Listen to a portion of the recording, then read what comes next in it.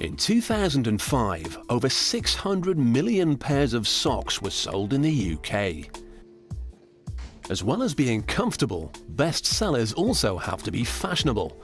So before a sock's first stitch, a designer works out a colour scheme and pattern.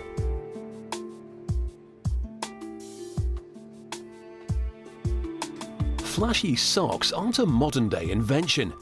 Barbarians were steaming into battle wearing brightly coloured socks well over 1,000 years ago. Once the designer's happy with the pattern, she can pick out the exact colours. This can take some time. There are more than 500 different shades to choose from in this studio alone.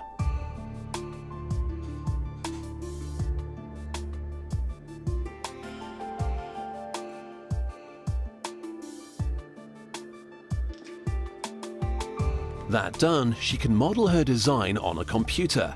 It does the maths for her, calculating the width and number of rings, sequence of colours, and even the number of loops.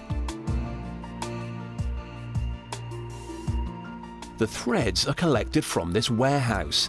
They've got 170 different types, made from wool, cotton, cashmere, silk, mixed threads and chemical fibres. They use 1,500 tons of it every year, so a bit of variety does go a long way. Over in the sewing hall, 400 knitting machines are constantly churning out socks. They knit a whopping 45,000 pairs a day.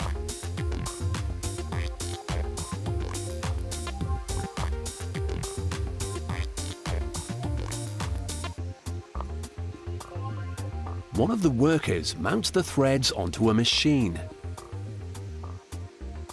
and then inserts a data card which contains the design.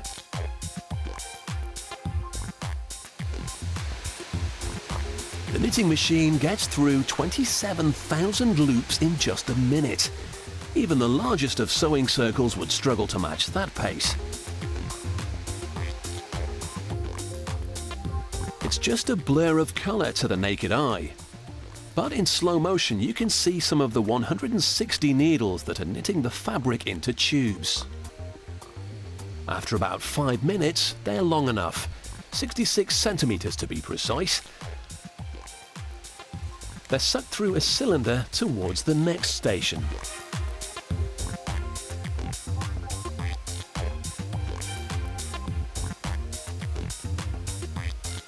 They've been stitched inside out and need to be reversed. A vacuum helps, but unfortunately the repetitive task of mounting them has to be done by hand. The socks are almost finished, but they're not ready to hit the high street yet. There are large holes where the toes should be.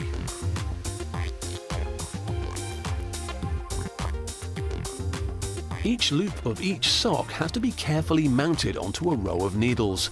It's a job that requires concentration, a steady hand, and the patience of a saint.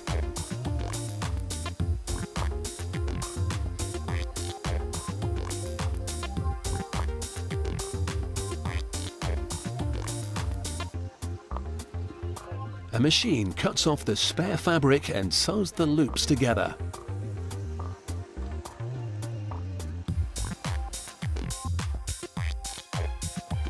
Once the toes are closed, the socks are steam pressed at 130 degrees Celsius. 7 seconds is all it takes. Any longer and they could get singed.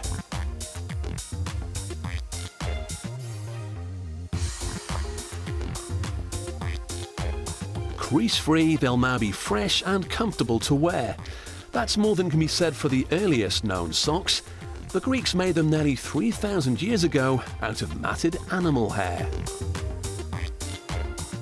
Before they head out of the factory door, a quality controller gives them a once-over.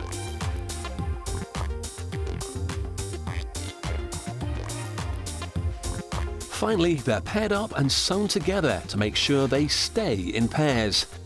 For now.